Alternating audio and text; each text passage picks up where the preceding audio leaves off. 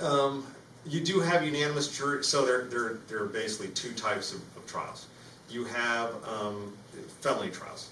You have what we call a six-pack. That's a six-man jury, and that is in cases where you can be served with or without hard labor, which means you can serve your time in parish, jail, or in the state system. When it is at hard labor, that means you are going into the state system, Department of Corrections. You have to have a 12-man jury. Six-man juries have to be unanimous. But the more serious crimes don't, which makes no sense. But that's the law.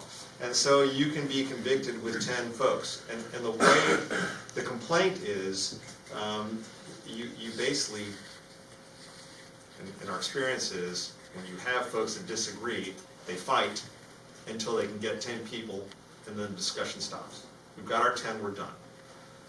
Well, so the point is, by definition, if you have two people, and this is my perspective alone, if you have two people that do not believe in the verdict, then by definition you've got reasonable doubt.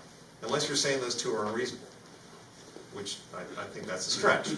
And so it never made sense to me that if it's a lesser felony, that has to be unanimous.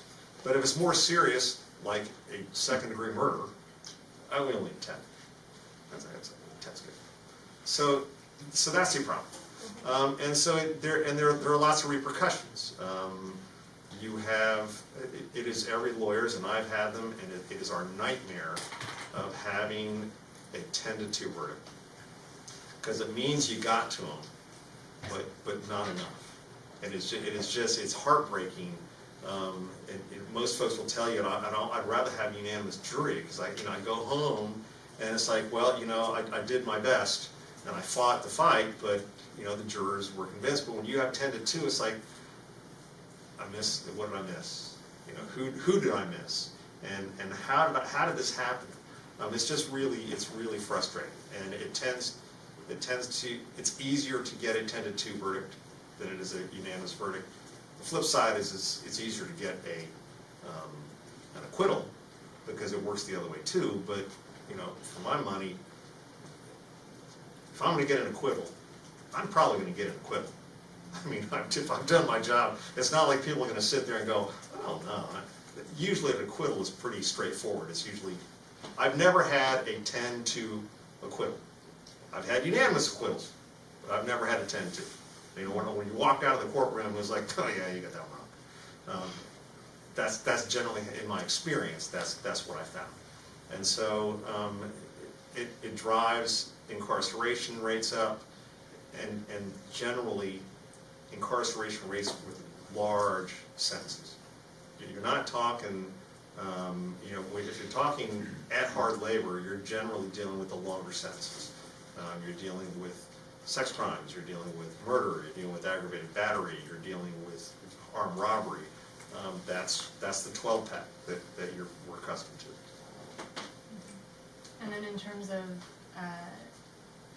cases where people have been exonerated, isn't there a correlation between?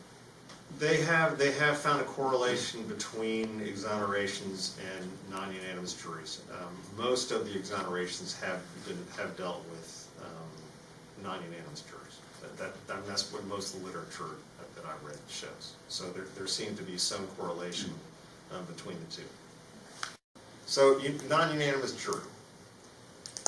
It's very hard, I think, for a reasonable prosecutor to come out and say non-unanimous juries, they're the right thing, because it logically is not a really strong position, and it does not help for those in favor of non-unanimous juries that this all came, it grew out of just racism, and that's how it came about. And so they're having a really hard time supporting non-unanimous juries. So what I'm saying, if you're right, and there's the thing, when you're right, it's usually one of those things where people go, okay, yeah, that's right. Yeah, that's just right.